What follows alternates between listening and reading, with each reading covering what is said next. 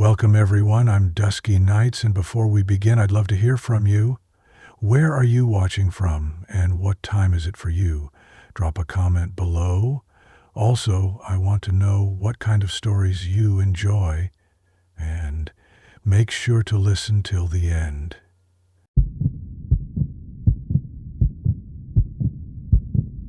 I handed him the key without looking at his face, just like the rules said. But when I glanced at the reflection in the window, he had no face at all. At exactly 3:12 a.m., the front door of Evergreen Motel creaked open. A man stepped inside, moving with an unnatural stillness. He was tall, dressed in a gray suit that looked almost too clean, too stiff. No luggage, no expression. I swallowed hard, forcing myself to sit upright behind the front desk. I had been working here for 3 weeks, and by now I had memorized the rules. Never enter room 206. Do not answer the phone after 3:33 a.m. And if a man named Daniel Moore arrives, give him the key to room 108. Do not look at his face. My fingers clenched under the desk as the man reached the counter. The air in the lobby felt wrong, heavier somehow, as if the room itself was waiting for something. "Welcome to Evergreen Motel," I said, keeping my voice steady. "How can I help you?" There was a long silence. Then, in a voice as hollow as a distant echo, he said, "Daniel Moore, room 108. A cold shiver ran down my spine. My hand hovered over the key rack, my pulse hammering in my ears. This was it. The rule. Every instinct screamed at me not to lift my gaze, not to let my curiosity win. I grabbed the key with unsteady fingers and slid it across the counter. "Here you go, sir," I said quickly. My eyes never left the wood grain of the desk. He picked up the key, his fingers brushing against mine, and a sudden chill shot through my bones. It was not just cold. It was like touching something that should not exist. My breath caught. For a split second, a flicker of something foreign rushed through my mind. A door, a chair with restraints, a faceless figure sitting in the dark. My hand snapped back, and the images vanished. Daniel Moore said nothing. He simply turned and walked toward the hallway leading to the rooms. His movements were slow, deliberate, as if he was gliding rather than walking. My hands were trembling, but I needed to be sure he was gone. As he passed the vending machine, I made the mistake of looking at the large window beside it. My stomach dropped. The reflection showed the vague outline of a man, a suit, a body, a presence. But his face was gone. Smooth, blank skin stretched where his features should have been. No eyes, no nose, no mouth. My chest tightened as ice crawled through my veins. The urge to scream was suffocating, but I forced myself to stay still. Do not react. Do not move. Do not let him know. But in the reflection, he stopped. My heart slammed against my ribs. He had been walking away, but now he stood perfectly still, and then, in the glass, he began to turn slowly, deliberately, toward me. His faceless head angled in my direction as if he was watching me. He knew I had seen him. A cold sweat broke across my skin as the motel's overhead light flickered violently. I tore my gaze away, gripping the desk so tightly my knuckles turned white. When I dared to glance back, the hallway was empty. He was gone. But I knew, deep in my bones, that I had made a mistake. The rest of the night dragged on in suffocating silence. The usual sounds of the old motel, the ticking of the clock, the occasional groan of the pipes, were swallowed by an unnatural stillness. My fingers hovered over my phone, tempted to call someone, anyone, but what could I say? At 4:19 a.m. the security monitors glitched. Static filled the screens before flickering back to life. My breath caught in my throat. Room 108. The door was open. The footage was grainy, but I could see the frame clearly, a sliver of darkness stretching beyond it. My stomach turned. I should not check. I should not move. But then something stepped out. A shadow. No sound. No presence. Just darkness taking form. My lungs seized. My shaking fingers reached for the landline. But before I could touch it, a click echoed through the lobby. The front door had unlocked. My body reacted before my mind could catch up. I sprinted toward the back office, slamming the door shut behind me. My breath came in short, frantic gasps. The small window in the door gave me a narrow view of the front desk, and through it I saw him, standing exactly where I had been sitting, his head slowly tilted toward the office door. I bit down on my fist to keep from making a sound. He had no eyes, no mouth, no way to see, but I felt his stare burning through the wood. The air grew heavy, pressing down on me like an unseen weight. The light overhead dimmed. The clock on the wall read 4:33 a.m. And then he was gone. The security feed showed nothing. The front door remained locked.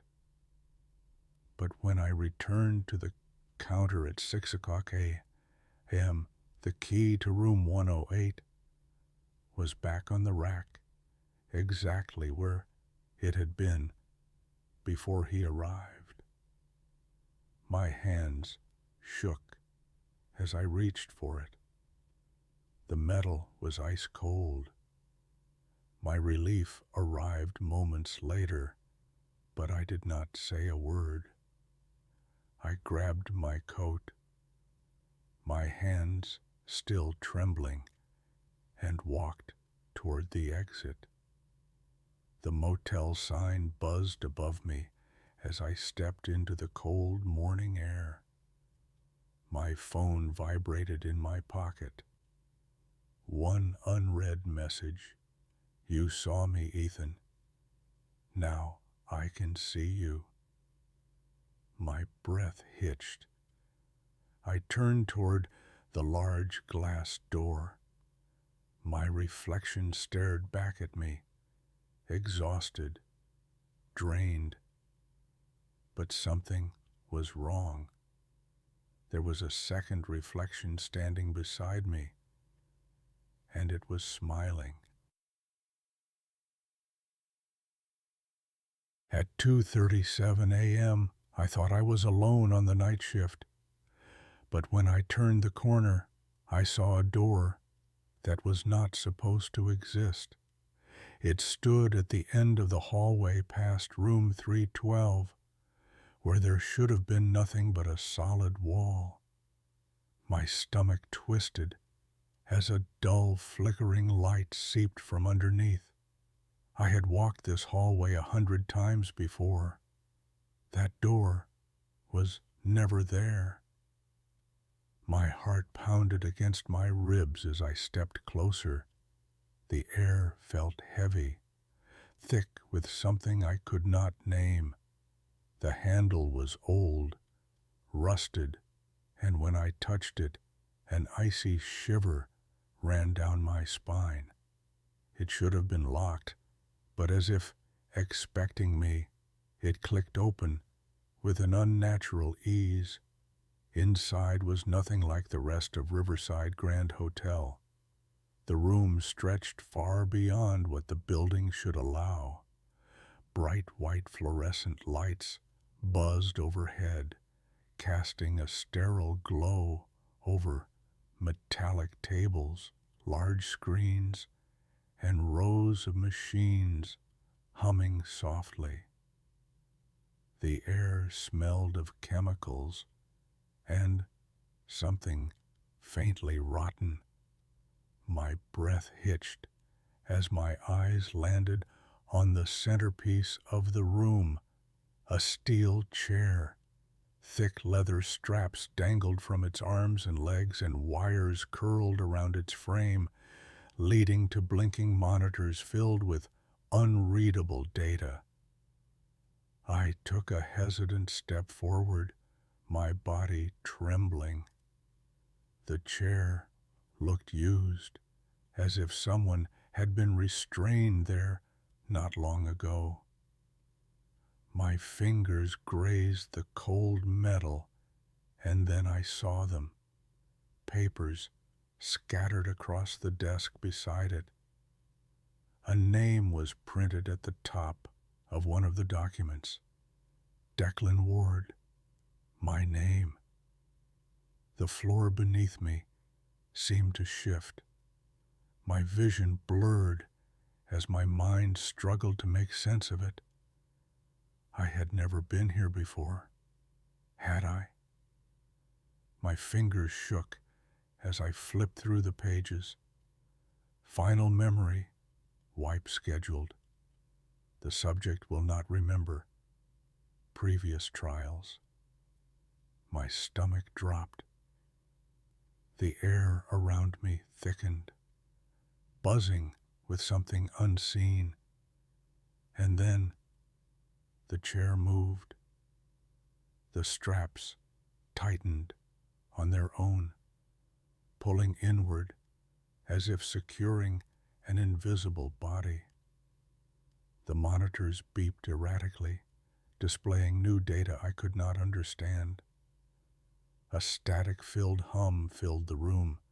I took a slow step back, my pulse hammering in my ears. And then the air shimmered. I saw him. No, I saw myself. Strapped down, eyes wide, mouth open in a silent scream. My own breath hitched, but the figure in the chair did not breathe.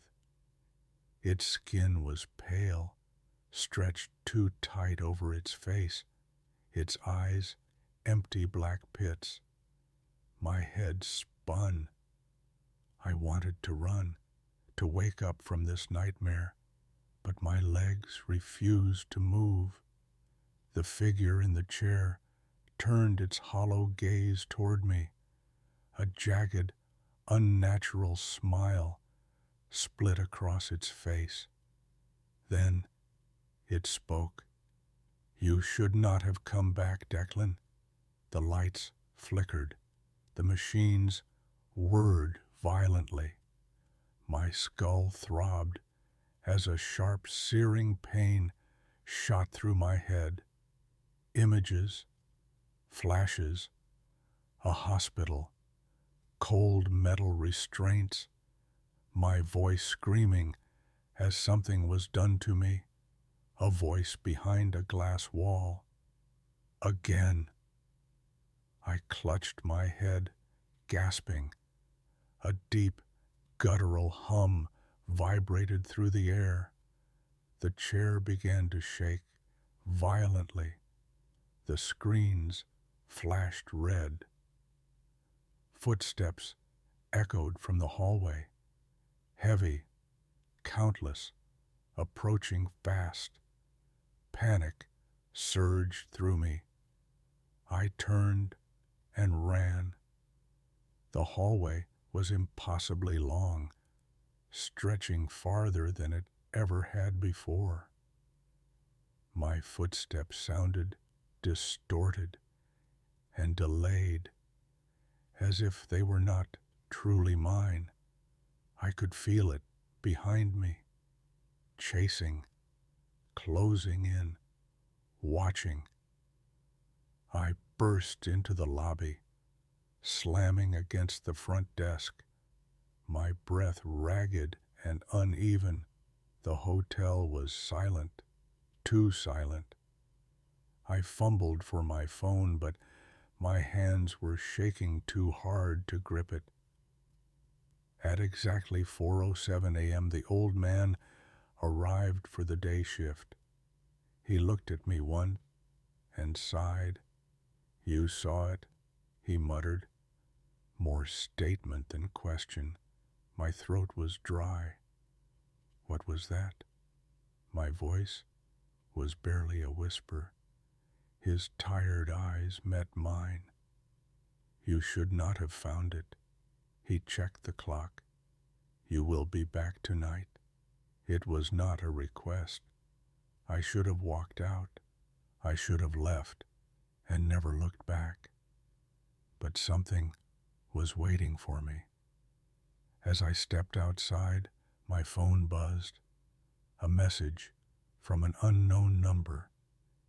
"You remember now, Declan. See you soon." I turned back toward the hotel. The hallway was gone, but the door was still there. And this time, it was open. Something was inside the ice machine. I heard it knocking, whispering, begging for help. I followed the rules. I did not open it. But when I turned away, I saw the melting footprints leading straight to me. At 2:17 a.m., the ice machine was knocked back. I heard it clearly, rhythmically and deliberately, like knuckles rapping against the metal. My breath hitched. The motel was dead silent. Not a single guest awake. Not a single car pulling in. Just me, the hum of the old vending machine and the knocking inside the ice. I gripped the arms of my chair. Then, a voice, weak, trembling, muffled. "Please, please help me. I am still in here." My blood ran cold. The air in the lobby suddenly felt thick, suffocating.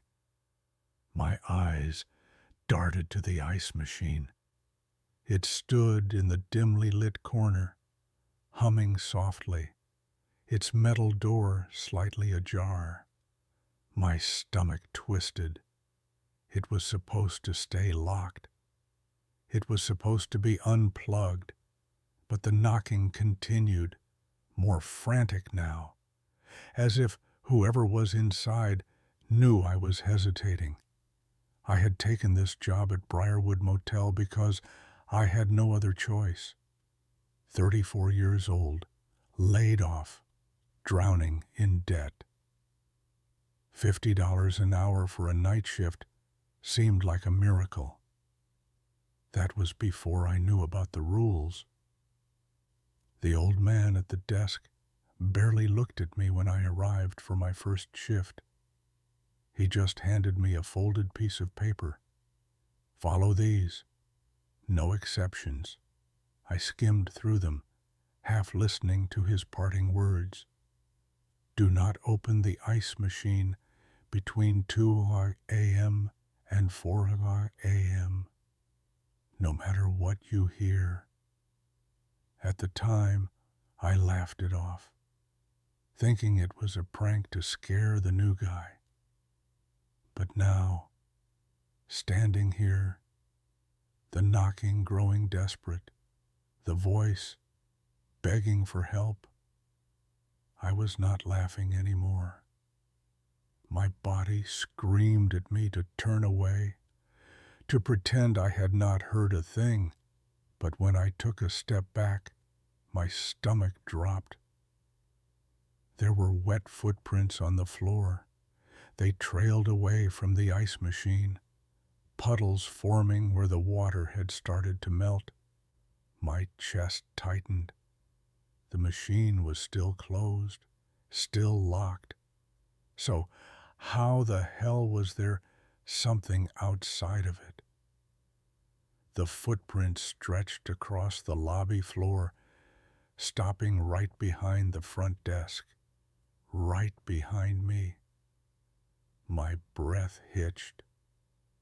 The room was silent. My heart slammed against my ribs.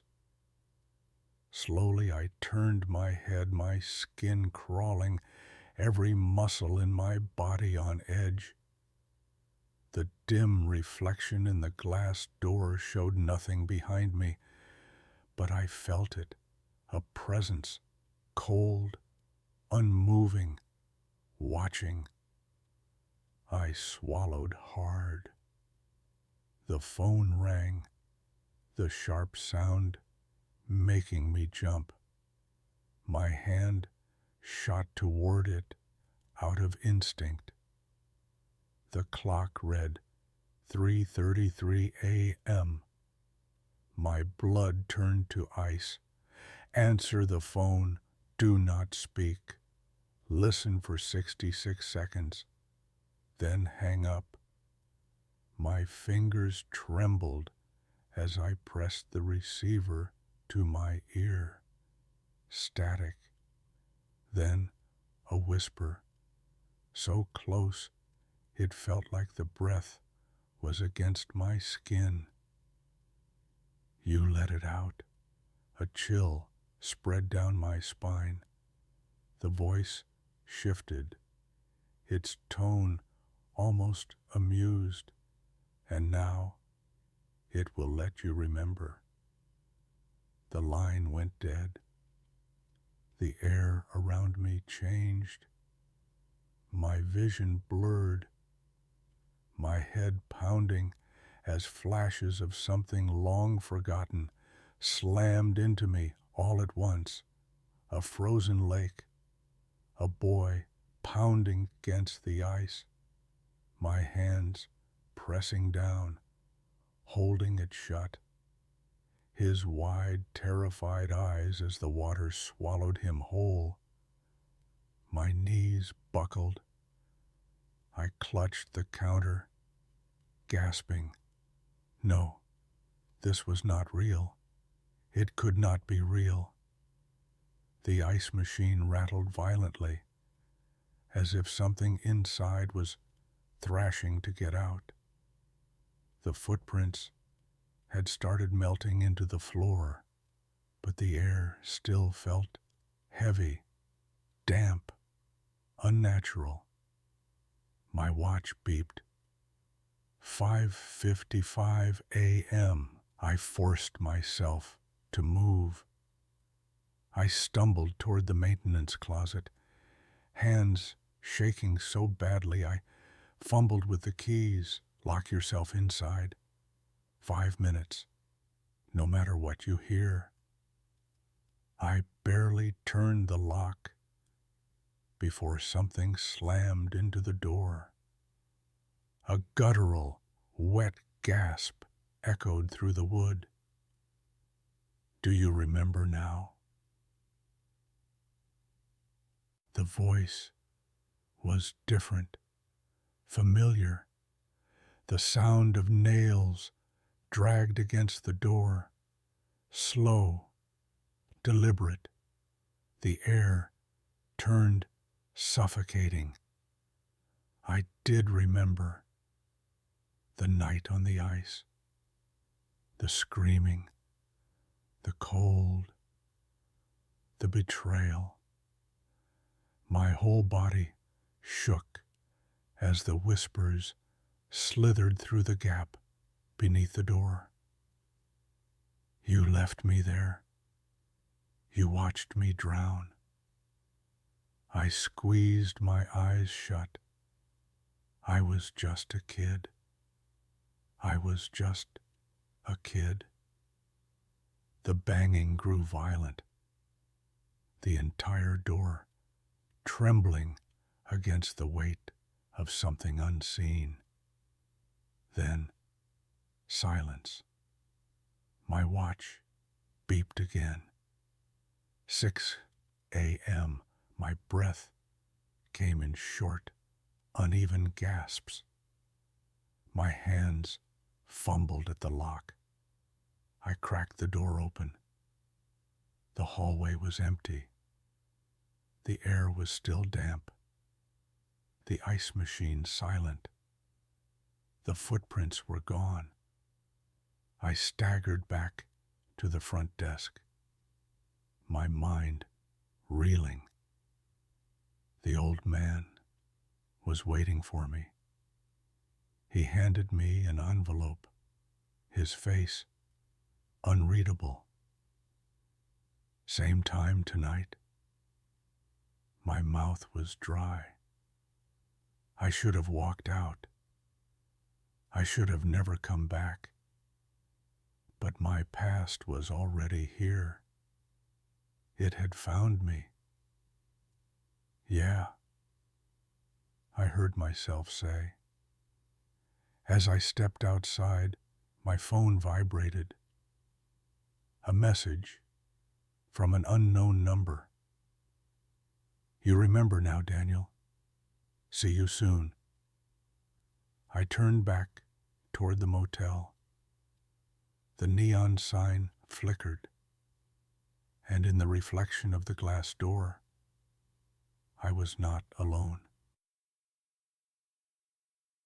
I took the night shift at Ridgeway Inn because I needed the money. I had lost my last job, was behind on rent, and this place was offering cash under the table with no questions asked.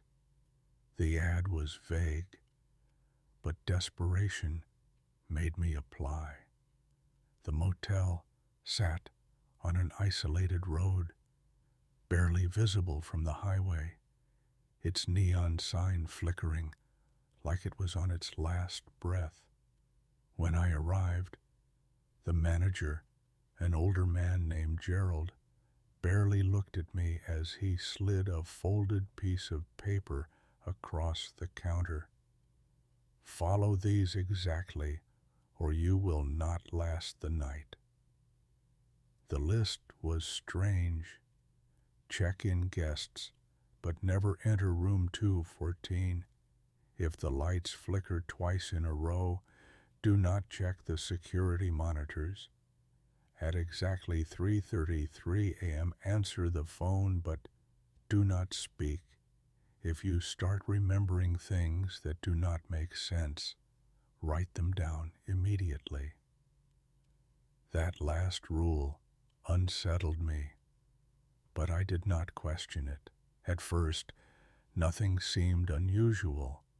The motel was nearly empty, and my shift was quiet. The heater hummed, the vending machine made its occasional noise, and I found myself dozing off. Then, out of nowhere, a sharp buzzing filled my head. It was not from the lights or the phone. It was inside my skull.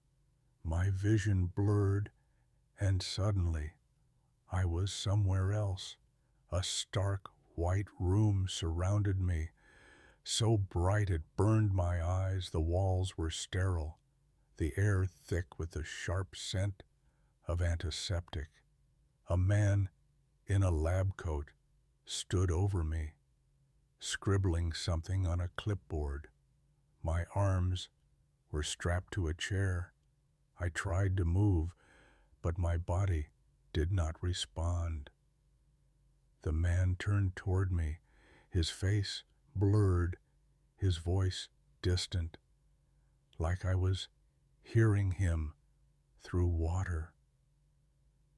Test subject 42 shows signs of destabilization, proceeding with memory suppression. My chest seized, panic coursing through me. This was not real. This could not be real. The vision shattered, and I was back at the motel, gasping for air, my hands gripping the counter.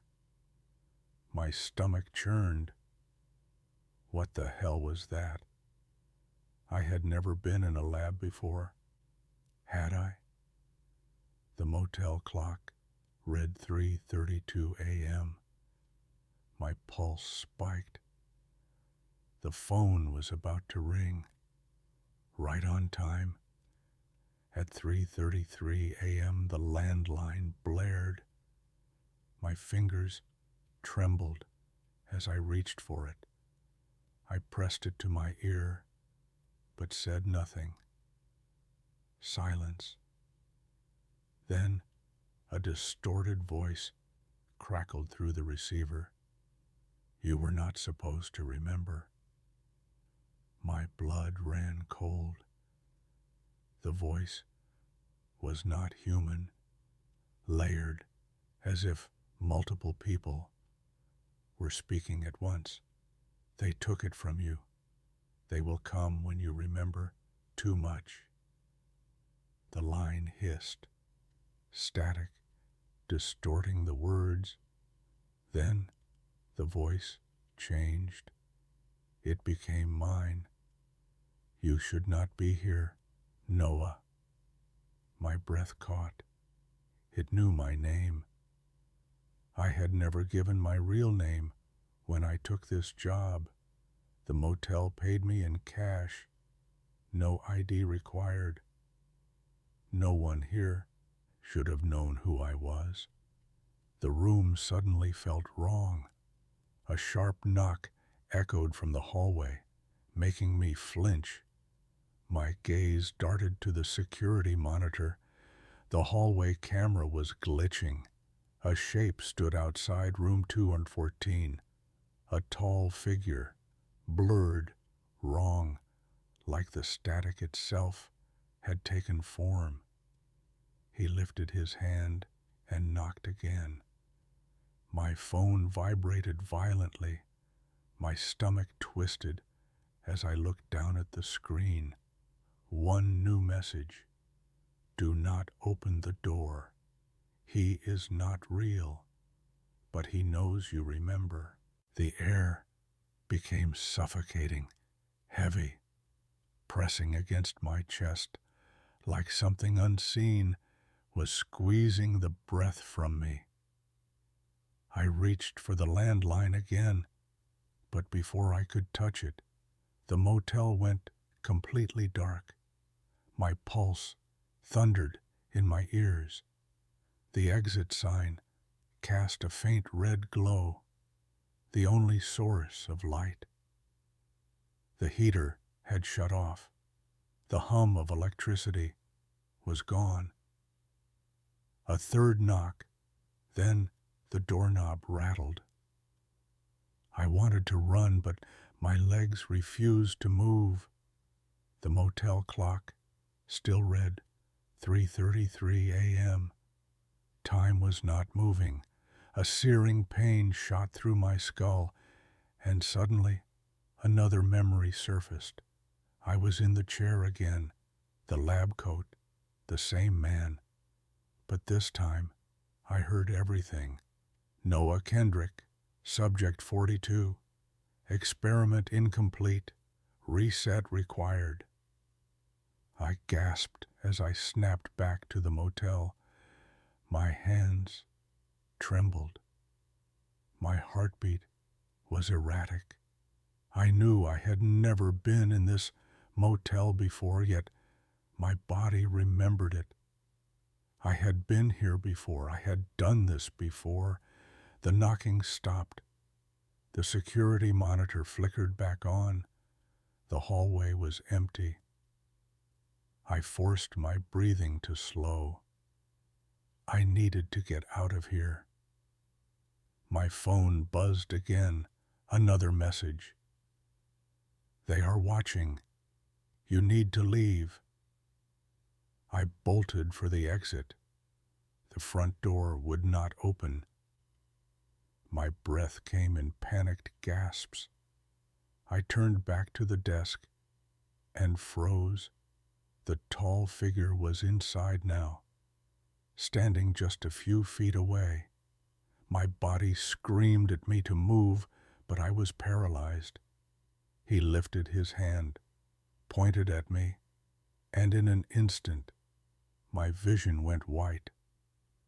I was back in the chair.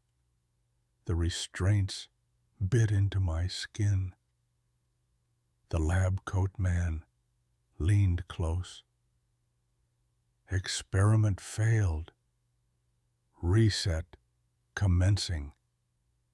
A jolt of electricity surged through my skull. I woke up at the front desk. The motel was silent. The phone was back on the hook. The lights were on. The clock read 11:00 p.m. My shift had started again. My phone buzzed. One new message. You have been reset. See you soon.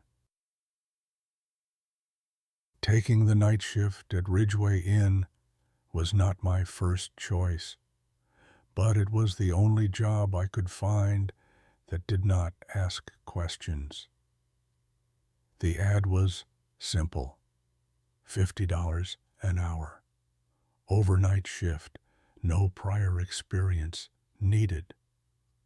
When I arrived, Mr. Hargrove, the owner, barely looked at me before sliding a folded paper across the desk.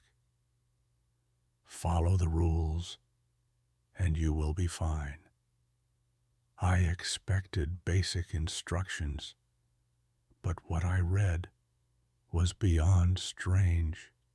Never enter room 217, no matter what. If the hallway lights flicker twice, do not check the security monitor. At 3:33 a.m., answer the phone, but do not speak. If someone asks for room 217, say it is out of order. If you hear knocking from inside the room, ignore it. It felt ridiculous. A leftover prank for new hires. Still, the pay was too good to argue, so I kept my mouth shut. The first 2 nights were uneventful, except for the occasional odd noise, but on the 3rd night, everything changed. At 1:45 a.m., a guest checked in. He was tall, too still, his expression blank. He placed his ID on the counter. Robert Klein, room 217. My stomach twisted. I hesitated, but he knew the room number, so I handed him the key. As his fingers brushed against mine, an icy sensation shot through my skin. A dull ache bloomed at the back of my skull. He lingered a second too long, staring as if he was expecting something. Then, without a word, he walked toward the hallway. The moment he disappeared, the security monitor flickered. I hesitated before checking the hallway feed. Robert Klein was standing outside room 217, but he was not unlocking the door. He just stood there, unmoving, staring at it. The timestamp on the screen glitched, freezing at 1:47 a.m. Then, static. When the feed returned, the door was open, and he was gone. A cold shiver ran down my spine. I flipped through the reservation log, but there was no record of a Robert Klein. There was no check-in for room 217. The heater in the office died, leaving the air thick with an eerie silence. My phone buzzed on the counter. One new message. You should not have let him in. My fingers felt numb as I turned back to the security monitor. The screen distorted violently, flashing an image from inside room 217. But what I saw was not a motel room. Inside was a lab, filled with blinking machines and screens pulsing with unreadable data. Wires snaked across the floor, leading to a throne-like chair strapped with restraints. My chest tightened with dread, because sitting in that chair was me. A blinding pain split through my skull, like something inside my head was tearing open. A memory slammed into me, vivid and undeniable. A white room, a faceless man in a lab coat. My wrists were strapped down. His voice was calm, clinical. Memory suppression incomplete. Subject 47 is regaining awareness.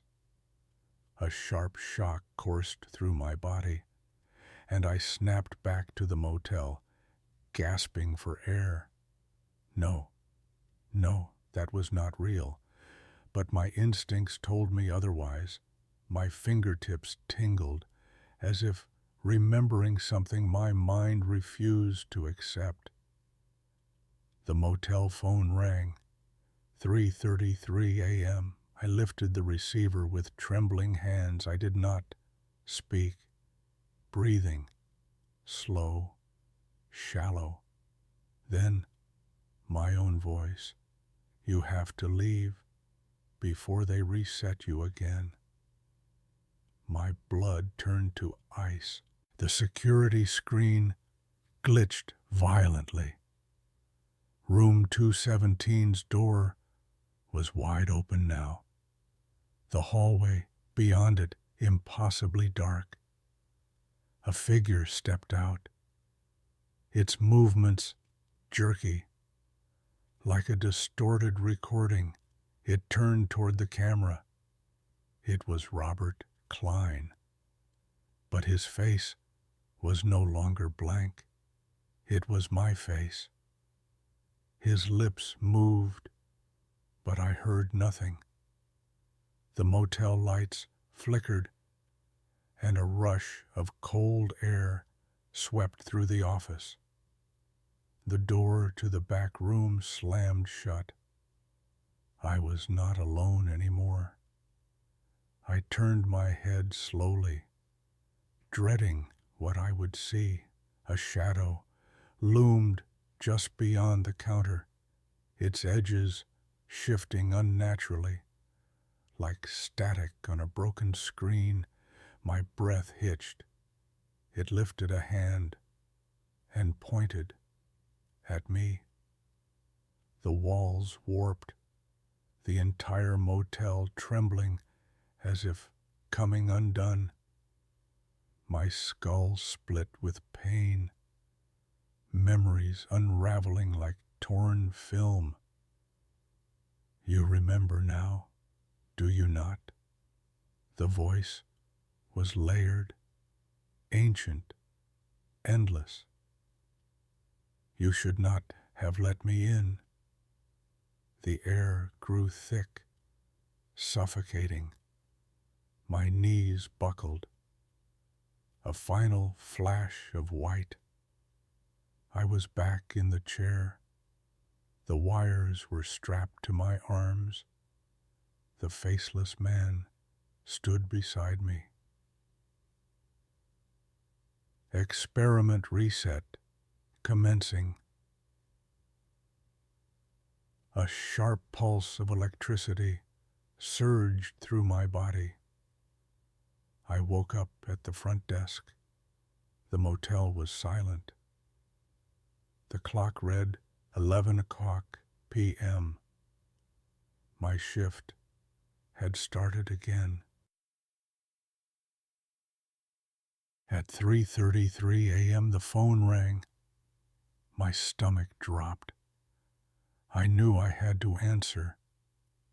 But when I picked it up, the voice on the other end whispered something that froze me in place.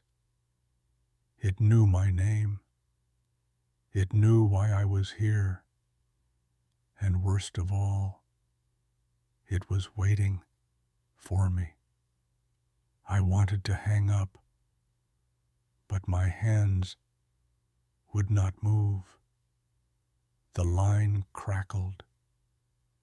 A distorted breath pressing against my ear. Ethan Calloway, you should not have come back. The voice was layered, as if more than one person was speaking at once. My blood ran cold. I had never been here before. Had I?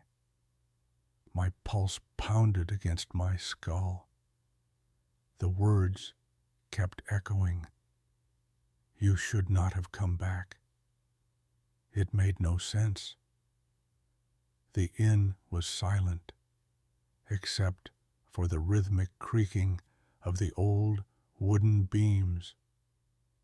The lantern flickered, the shadows stretching unnaturally across the walls. My mind was spinning, trying to grasp something, anything that made sense. The rules. I had to follow the rules. I slammed the phone down, gasping for air. I checked my watch. 3:34 a.m. It was over. For now. My hands were shaking as I pressed them against my face, trying to steady my breathing. A loud knock suddenly echoed through the lobby. I jumped to my feet. My gut twisted as I turned toward the door. She was back. The woman in the white dress. I could not see her face, only the delicate lace of her veil shifting in the wind. A room, please. Her voice was soft, almost fragile. I clenched my fists. We are full. My voice came out hoarse. She stood still. The air between us was thick, charged with something I did not understand. Slowly, Her hands began to rise, pressing against the glass. My stomach lurched. Too many fingers, the joints bending in ways they should not. My vision blurred. My body screamed at me to run. I forced myself to look away, staring at the counter, at anything but her. The rules. I had to follow the rules. We are full, I repeated. The silence stretched. Then, just as suddenly as she had appeared, she was gone. My whole body was trembling. I pressed my hands against the desk, grounding myself in the reality that I was still alive. But the relief was short-lived. A deep rumbling sound echoed from behind me. The dumbwaiter. I did not want to look. I knew what the rules said. Do not open it. Take it to room 103. Knock 3 times. Leave. Do not look back. But my curiosity was suffocating. My hands twitched at my sides. Slowly, I turned. My breath caught in my throat. The dumbwaiter door creaked open on its own. Inside was a small wooden box wrapped in brittle yellowed twine. The scent of damp earth and rot filled the air. I felt sick. I grabbed it with trembling hands, holding it as far from my body as possible. My legs felt heavy as I walked down the dim hallway toward room 103. Each step echoed, the air growing colder with every passing second. The doorknob felt like ice under my fingertips. I knocked. 1, 2, 3. My heart pounded. Silence. I turned to leave, but just as I stepped away, the door unlocked with a soft click. It creaked open an inch. A sound seeped through the gap. Not human. A guttural, wet clicking, like something breathing through water. My legs locked. I was too scared to move.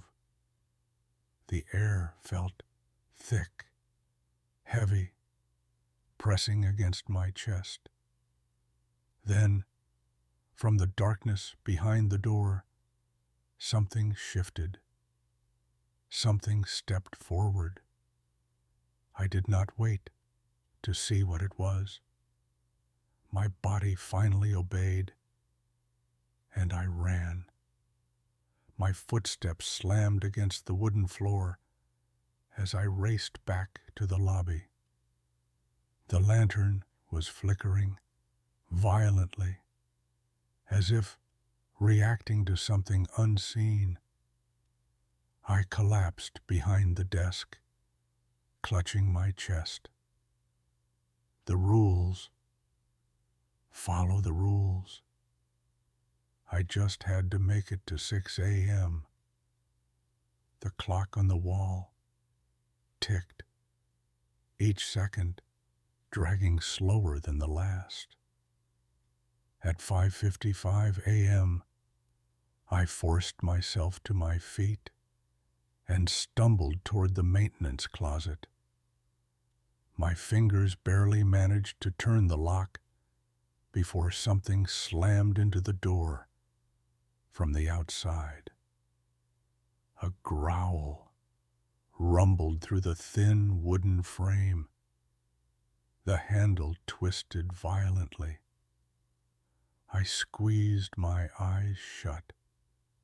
I wanted to scream, but I bit down on my knuckles, forcing myself to stay silent. The rules. Just 5 minutes. 4. The door shuddered. 3. The growling turned into something worse. Laughter. 2. A voice whispered from the keyhole. You remember now, Ethan. 1. Then silence. The clock hit 6 a.m. I stayed frozen for a moment, listening. My hand barely managed to turn the knob as I pushed the door open. The hallway was empty. The lantern had gone out. I took one shaky step forward. The inn felt different. The air felt wrong. The old man was standing in the lobby, watching me. His eyes were unreadable. You made it, he said. I swallowed. My throat was dry. Yeah. He studied me for a long moment. Do you want to quit? My body screamed yes. I should have walked out right then, driven away, never looked back. But my hands curled into fists at my sides. My bank account was empty. My past was catching up with me. I will be back tonight. The old man nodded like he had expected that answer. I know. I turned toward the door, but something made me stop. My phone vibrated in my pocket. A text from an unknown number. You remember now, Ethan. See you soon. I looked back at the inn. The lantern flickered. It lit itself. The motel's rules were simple. Don't ask questions. Don't enter room 209. But the moment I broke that rule, the memories started coming back. Memories I never knew I had. At exactly 3:33 a.m. the phone rang. My heart pounded as I stared at it, my mind racing with every warning I had been given. Do not answer after 3:33 a.m. Do not speak. Listen for 66 seconds, then hang up. The rule was simple. But tonight, I had already broken one. I had stepped into room 209. The moment I crossed that threshold, something inside me shifted like a locked door in my mind, creaking open. The air in the room had smelled of antiseptic and dust, the kind of place that had been forgotten for years. But I knew. I had been there before. The bed was missing, replaced by a metal chair bolted to the ground. Wires trailed from the walls, leading to monitors that buzzed with static. And on the desk, covered in dust, was a folder with my name on it. My fingers trembled as I flipped it open. Subject: D. Carter. Trial number 57. Memory suppression effective. My stomach turned. The picture attached was me, or at least it was someone who looked like me. The ringing cut through my thoughts, sharp and relentless. I forced myself to breathe, to ignore the icy dread creeping up my spine. I should not have opened that folder. My hand shook as I lifted the receiver and pressed it to my ear. Static crackled, deep and distorted, like a radio stuck between channels. Then a voice, "You remember now." My breath hitched. It was not a stranger's voice. It was mine. The hum of the machines in room 209 filled my mind again, flashes of restraints tightening against my wrists, of a figure in a lab coat adjusting the dials. Increase the dose. He is resisting. I clenched my teeth, trying to push the memory away. "Who are you?" I whispered. The static warped, shifting into something almost human, almost familiar. "They told you not to ask questions, but you always do. And now it begins again." Pain lanced through my skull, sharp and unbearable. I squeezed my eyes shut as images flooded my mind. A long corridor, a door that should not exist, a chair, a voice whispering, "He is waking up."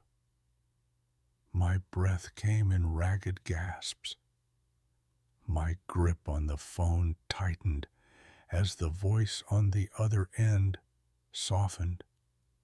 "They will come for you soon. Run." The line went dead.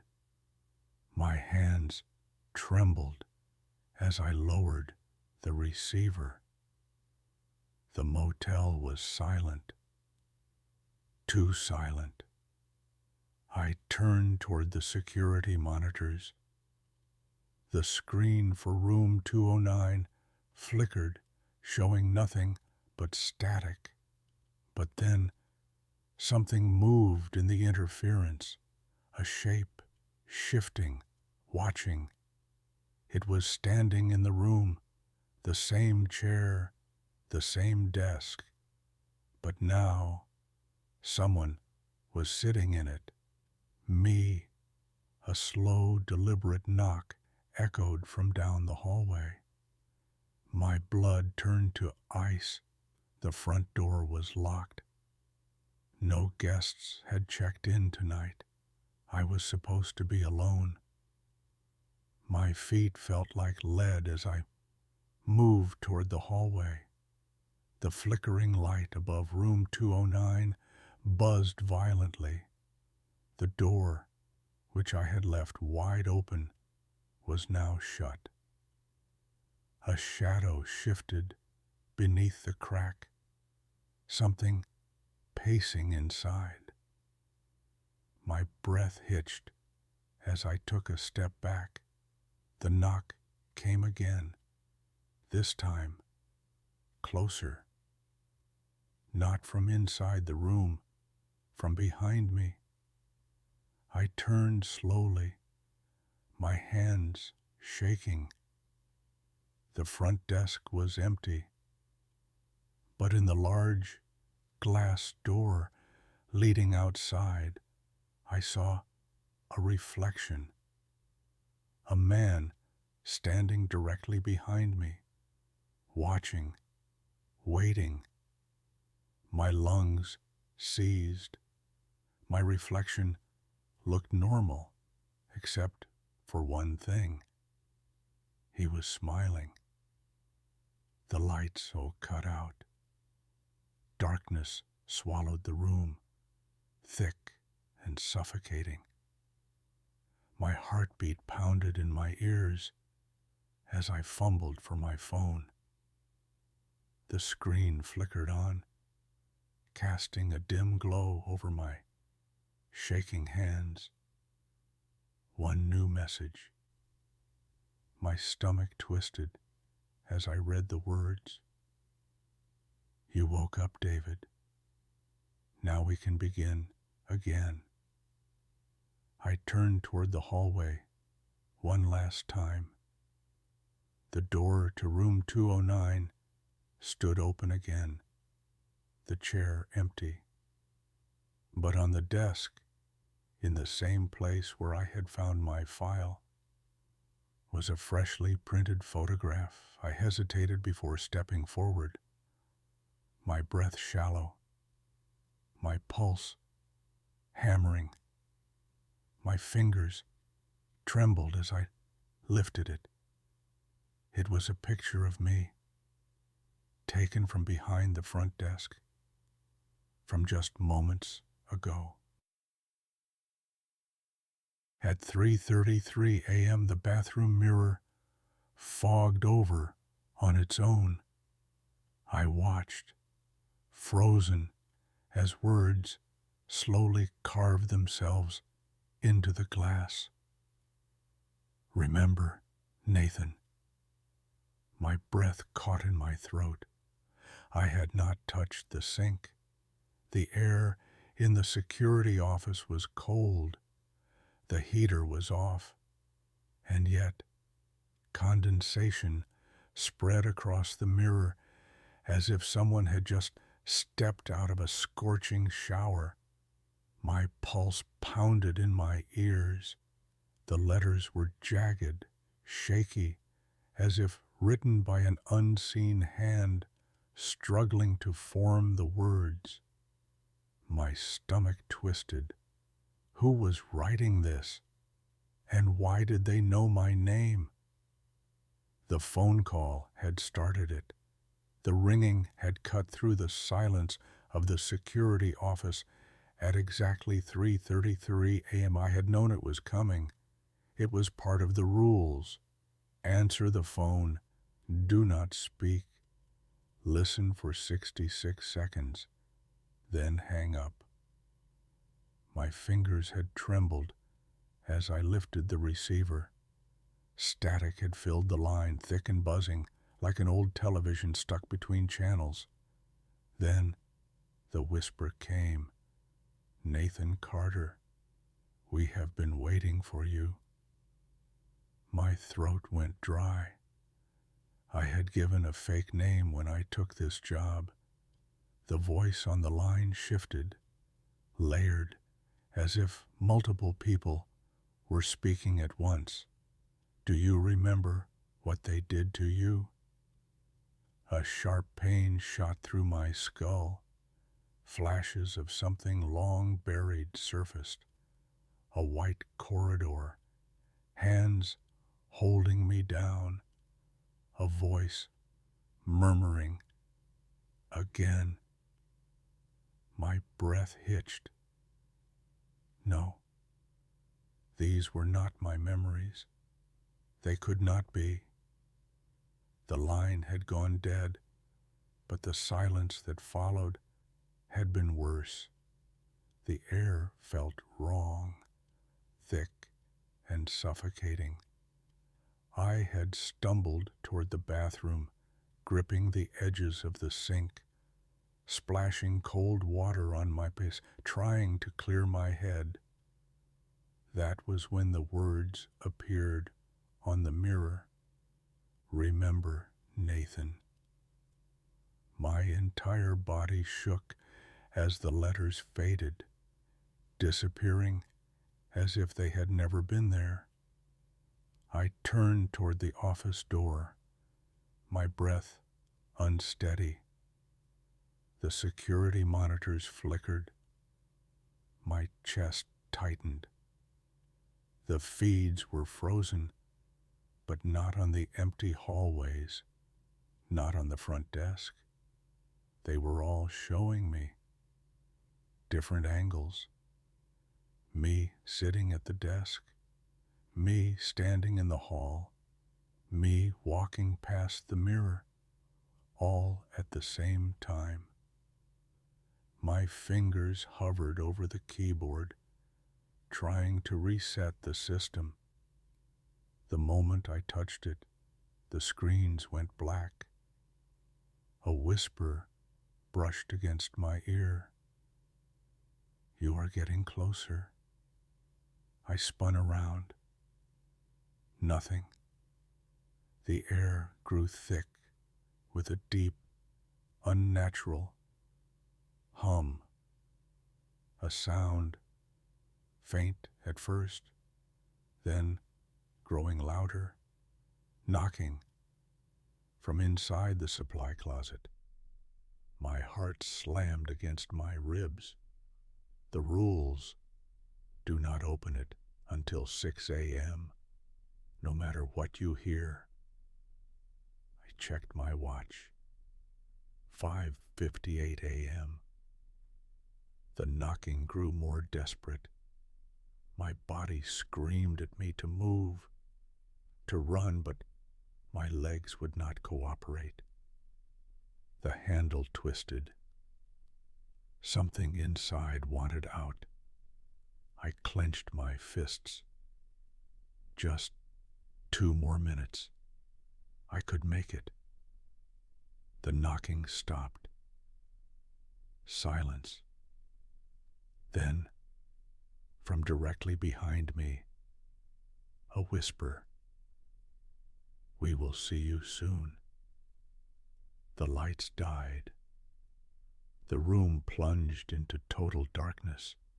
My lungs seized, my hands fumbling for the flashlight on my belt. The beam flickered on, slicing through the blackness.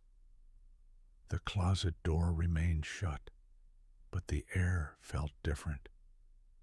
I stumbled toward the front door, my mind screaming at me to get out. The moment my fingers brushed the handle, the lights flared back on. The clock on the wall read 6. Everything looked the same. The cameras were normal.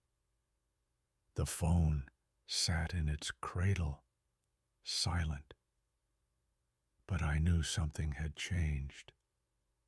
I had changed. As I stepped outside, my phone buzzed. My hands shook as I pulled it out. A message from an unknown number. You remember now, Nathan. See you soon. My breath hitched.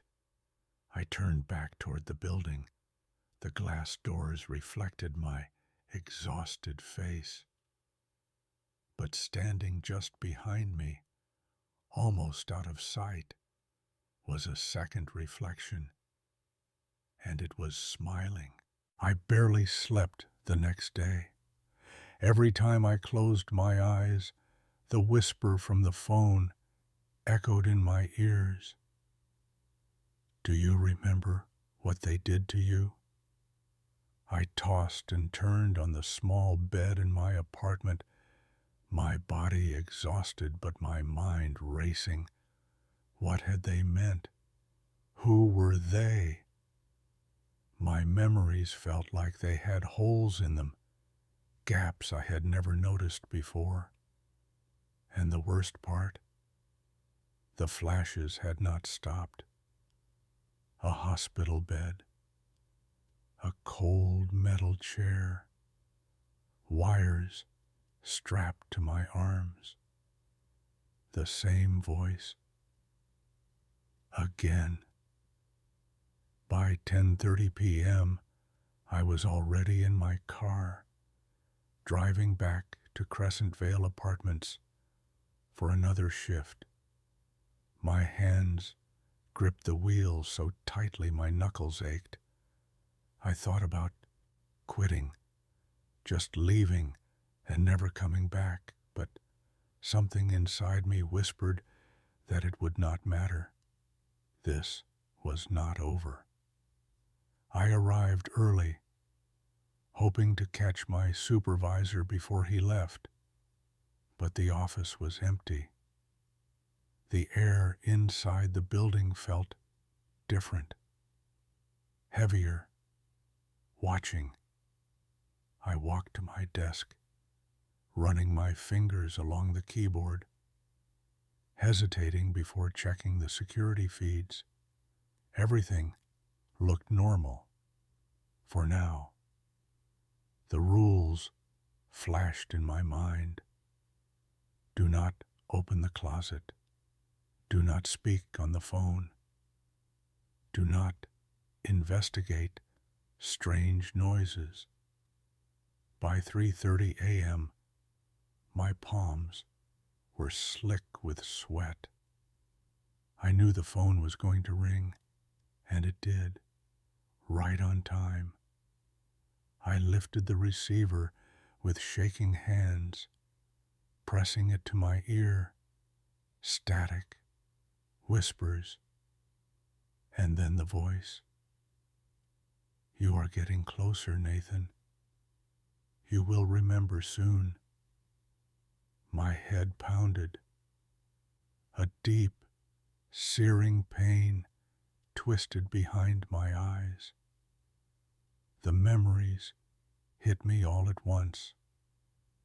Cold metal, a bright light overhead, the voice behind the glass. Memory suppression is holding, but he is beginning to question. Increase the dose.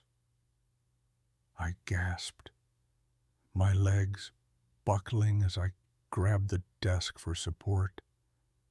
Memory suppression. My hands trembled. The whispers on the phone continued. They erased you, Nathan, but you always find your way back. The line went dead. The security monitors flickered again. My breath caught in my throat. The feeds no longer showed the building. They showed me, different versions of me, in different places. Some strapped to a chair, some walking down halls I did not recognize, one standing behind me, watching. I turned.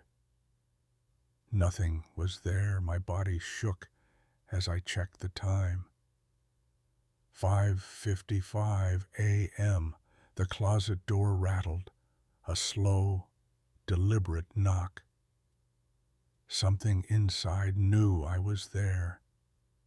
I forced myself to move.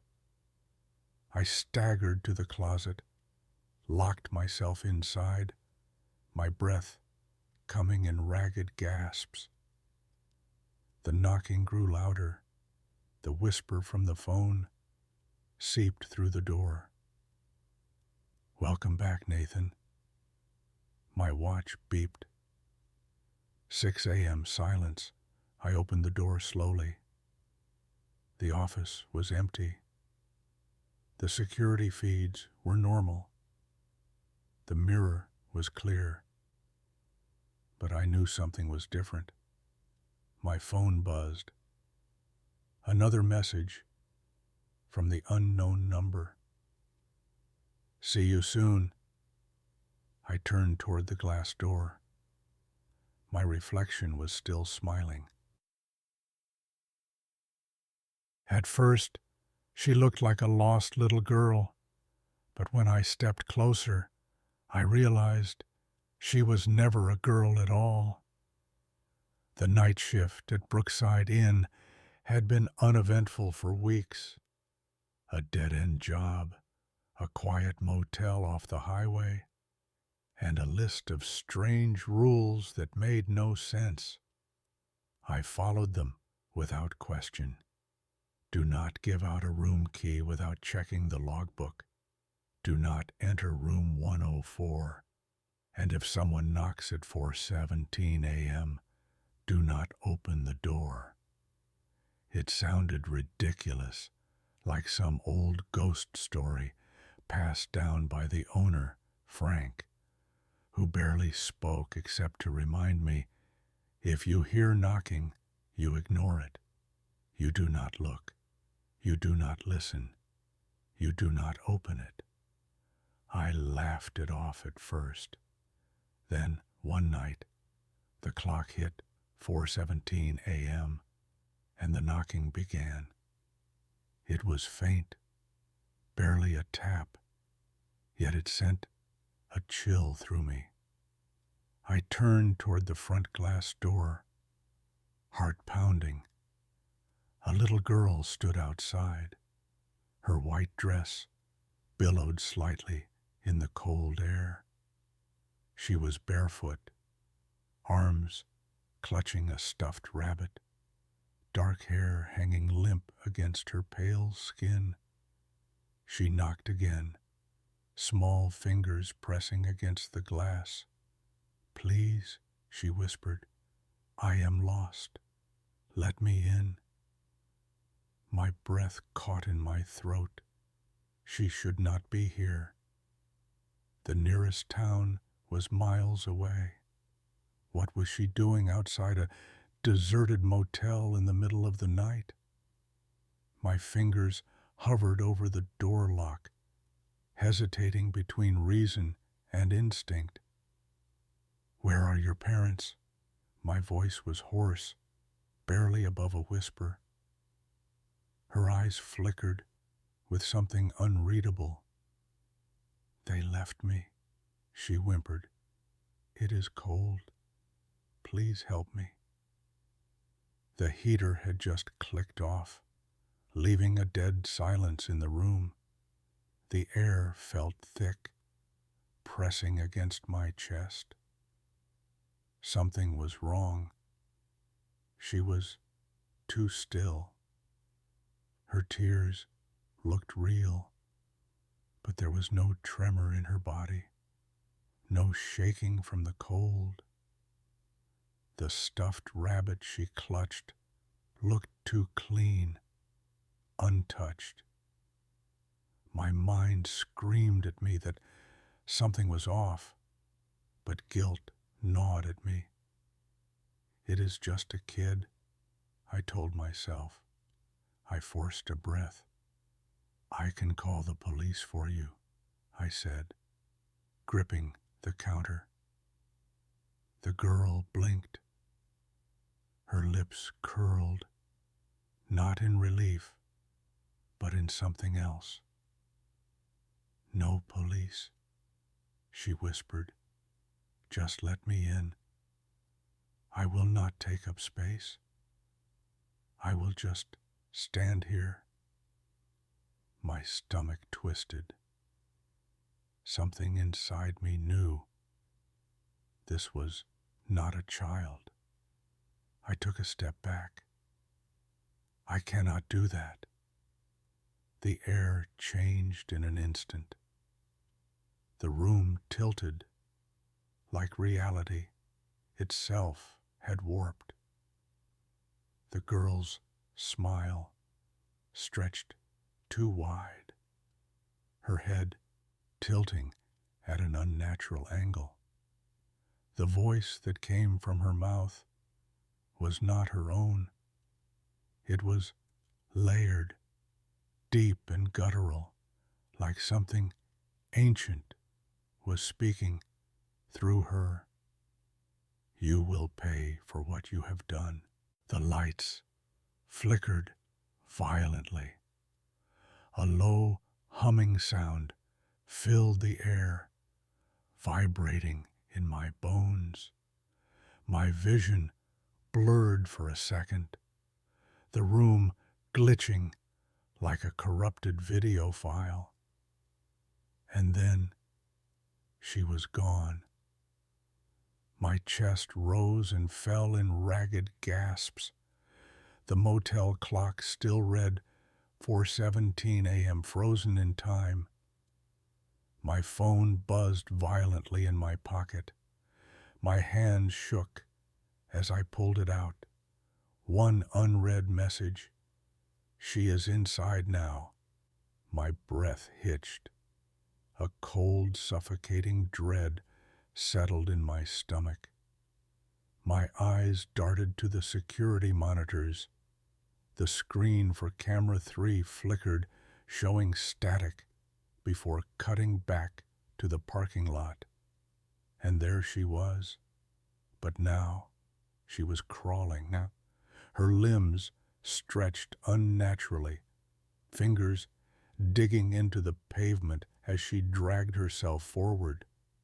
The bead glitched again, and for a brief second I saw something else. Not the girl. Something behind her, a shadow, tall, twisted, watching. The screen cut to black. Then a loud, sharp knock behind me. My entire body locked up. The front door was still locked. The lobby was empty. But the air felt different. I could hear it. The faintest sound of breathing. My phone buzzed again.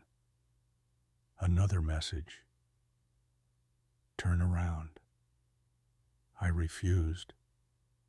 Instead, I bolted to the supply closet, slamming the door shut and locking it.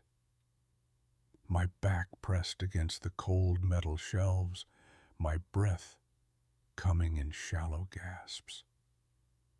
The knocking returned, harder this time, more frantic.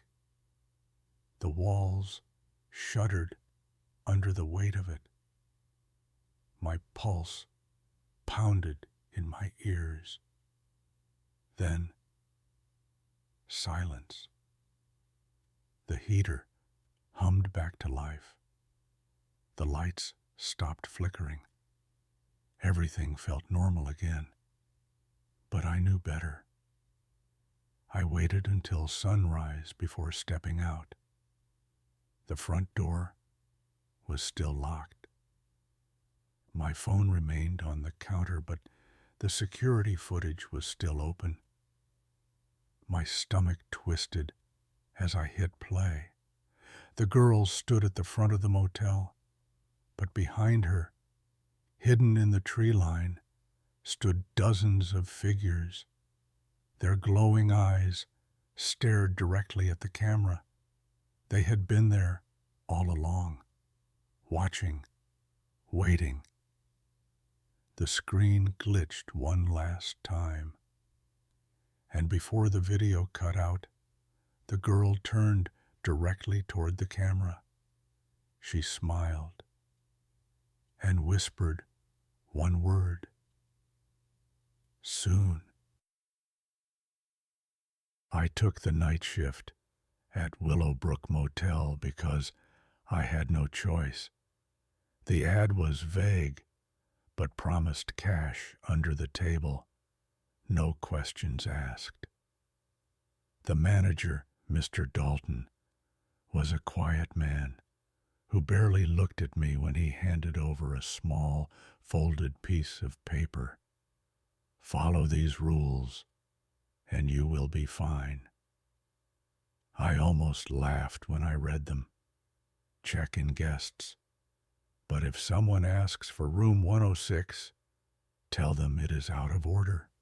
At 3:15 a.m., turn off the neon sign for exactly 5 minutes. And if the vending machine dispenses something that is not food or drink, place it under your pillow. Do not look at it. Do not touch it with your bare hands. I shrugged it off. The first few nights were quiet, almost boring. But then, on my fourth night, at 2:45 a.m., the vending machine clunked loudly. My stomach twisted. I had not put any money in. The machine should not have dispensed anything. I forced myself to stand, my heartbeat hammering in my chest. Inside the tray was a small metallic object.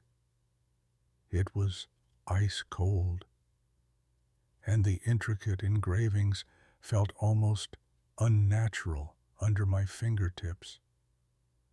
My hands shook as I wrapped it in a napkin and carried it to the back room, slipping it under my pillow, just as the rules had said. The second I let go, a whisper crawled through the air. It was faint, just at the edge of my hearing, but it knew my name. The air around me grew dense, suffocating, like I had just stepped into a sealed room. The whispering continued, growing clearer. You remember, do you not? My breath hitched, my chest tightened. A dull ache formed in the back of my head, spreading like a crack through glass. You were here before. My knees buckled as a sudden, blinding memory had slammed into me. A bright white room, a cold metallic table. My wrists were strapped down.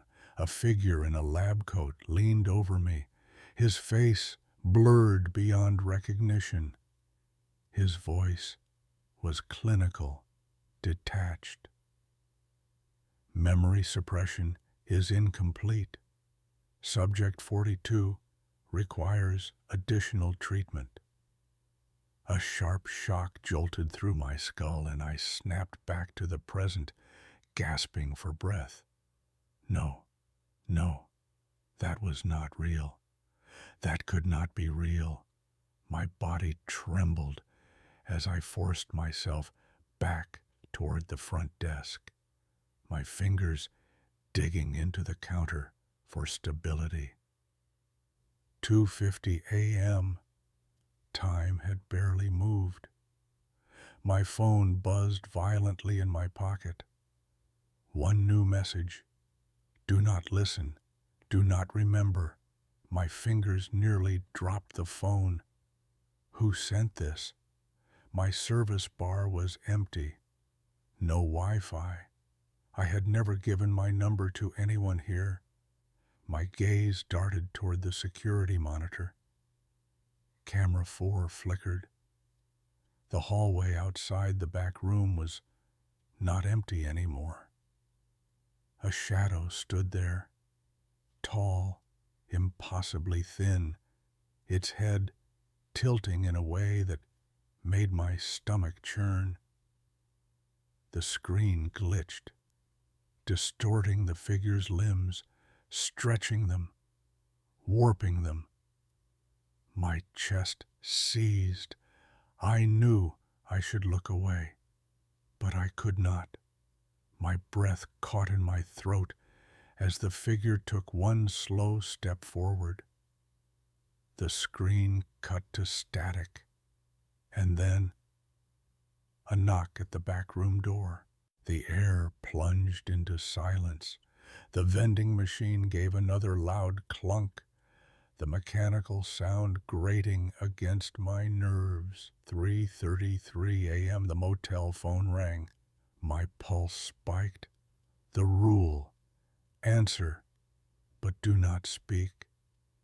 My fingers shook as I lifted the receiver to my ear. The static crackled, deep and hollow. Then, a voice. You should not have taken it, Adam. My own name. My blood turned to ice. The voice was layered, as if multiple people were speaking at once. You left something unfinished. Another memory surfaced. The same white room, the same lab coat, the same cold table. But now I could hear everything. Subject 42. Experiment incomplete. Reset required. I gasped for air, my knees giving out as I clutched my head. No, this was not possible. I had never been in a place like that. Had I? The security monitor flickered violently. The shadow was inside now, standing near the vending machine. It was closer. Its limbs were too long, its movements unnatural. The air was too thick, pressing against my chest like something unseen was suffocating me. My phone buzzed again. Do not look at it. Do not touch it. Leave it behind. I was done. I grabbed my keys and ran for the front door. My fingers fumbled with the lock, but the door would not open. A low, hissing sound filled the room, crawling beneath my skin. My hands turned ice cold. I turned back toward the desk and froze. The figure was inside now, standing just behind the counter where I had been sitting. It lifted its hand and pointed at me. A final, blinding flash of white. I was back in the white room. The metal object was still in front of me, its surface glowing faintly. The faceless man stood beside it. "Experiment incomplete," he said. "Reset commencing." A sharp pulse of electricity shot through my skull. I woke up at the front desk. The motel was silent. The clock read 11 p.m. My shift had started again. The vending machine hummed quietly in the corner, as if nothing had happened. Hello guys, which story scared you the most? Let me know in the comments. And thanks for listening, everyone. If you stuck around until the end, don't forget to hit that like button, subscribe, and click the notification bell so you never miss a new episode. As always, I'm looking for more story ideas, so drop a comment below with any themes or experiences you'd like to hear next. Stay safe out there, and until next time, keep your eyes open.